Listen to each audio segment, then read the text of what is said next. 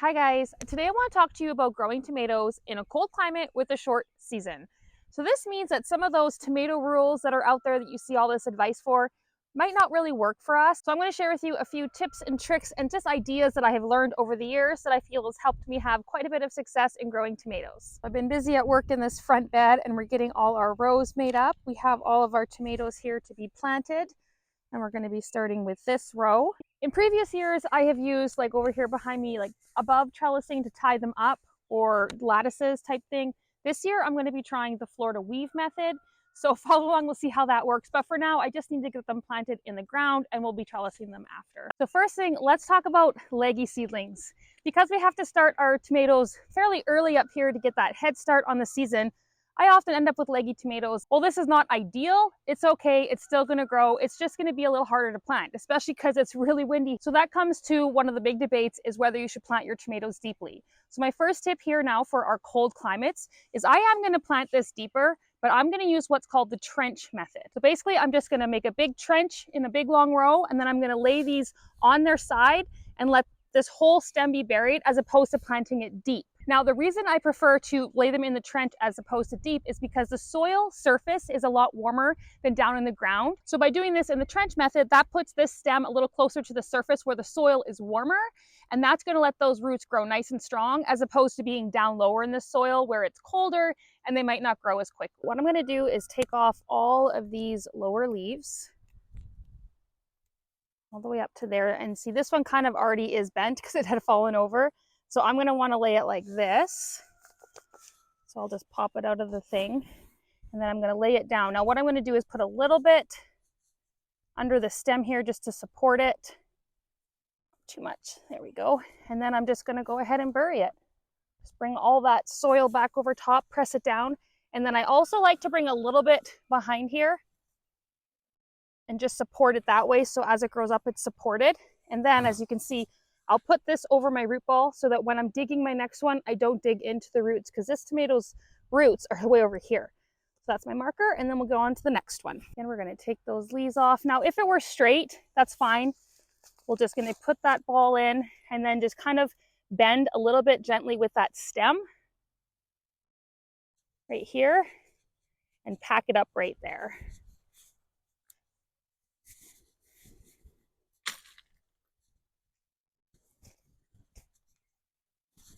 You want to get nice contact with that soil. And like I had said before, is that by doing this, these stems are right here, only a couple inches down, as opposed to being a foot or so down in the ground.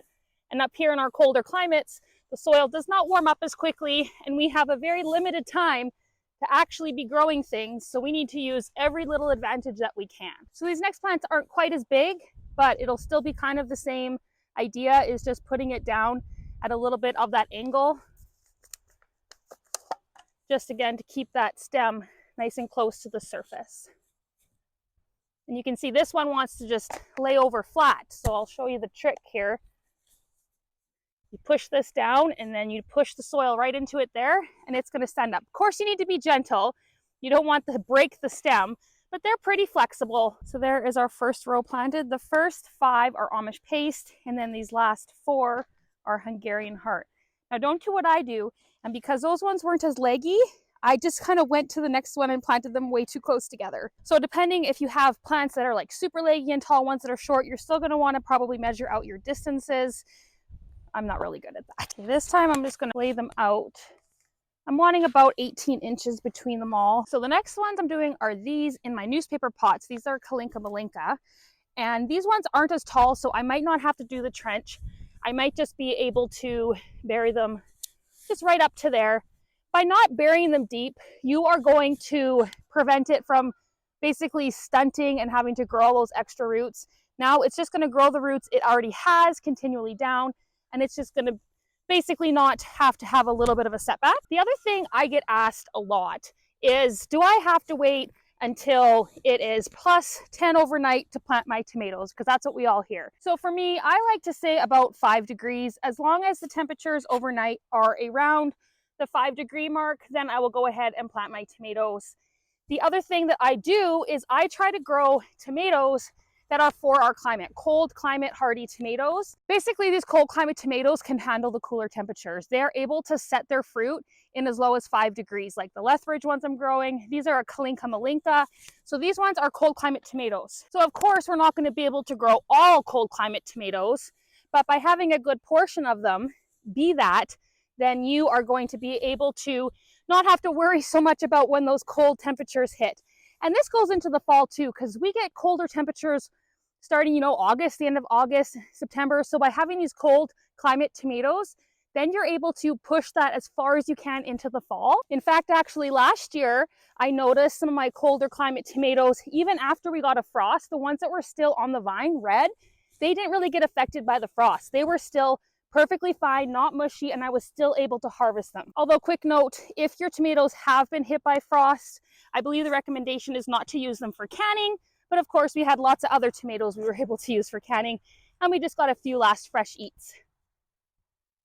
Because up here in these cold climates, a lot of times we'll get an early frost and then we'll still get a couple of weeks of nice weather. So there we have our Kalinka Malinkas all planted, and then the end are the 42-day tomatoes. So again, those short season tomatoes that will go ahead and start to fruit soon. Just wanted to show you in this, I was careful not to bury it, is that this is some sort of squash, pumpkin, something. I had started a bunch of melons and squash in those newspaper pots and some of them didn't come up. So what I did when I was transplanting is I just used those already filled newspaper pots to transplant some of these tomatoes in. And apparently that one sprouted later, so I'm gonna let that grow and we're gonna have a nice little something surprise amongst the tomatoes. Another thing to actually think of is the indeterminate versus determinate tomatoes. So the determinate tomatoes grow a certain size, produce everything at once, whereas indeterminates are like a vine, they'll keep growing and growing and keep producing fruit. But because we're in a short season, a lot of the indeterminate tomatoes end up being kind of determinates because we can't really get 2-3 months of harvest off of them. We have a very short window of harvest. So I'm trying to grow more and more determinates every year.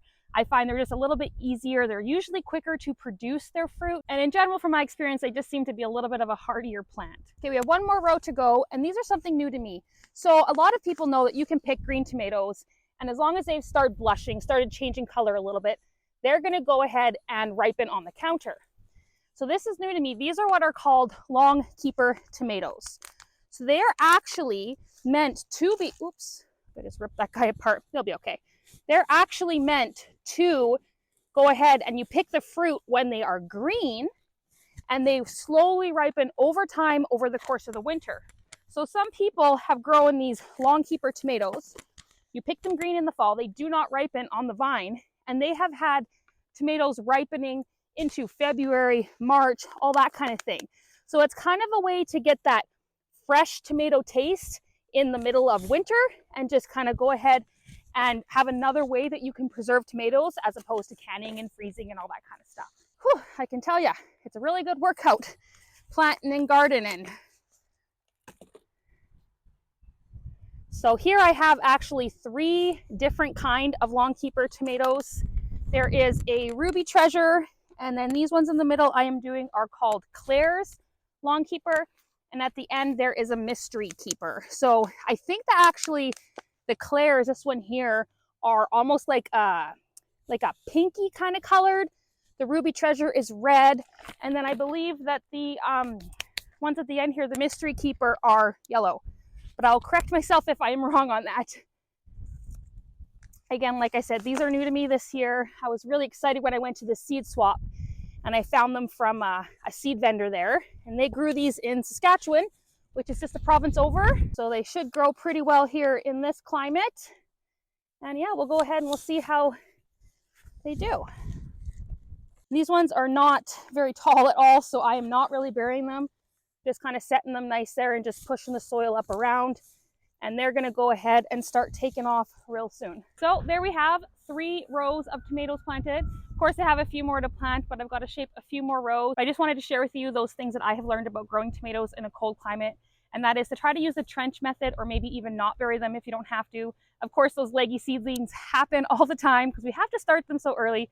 That trench method works wonderfully. Of course, you can bury them deep and that will work too. Just don't be worried if after you bury them, they seem to not be growing because they just have to grow those roots and then they'll go ahead and shoot up as well. And if you're really wanting to maximize your harvest, go ahead and look for those cold climate tomatoes. There are a ton out there. like Russian and Hungarian and Canadian. We have a lot of those cold climate tomatoes. Most of them are determinates because those determinate tomatoes seem to produce a little bit quicker.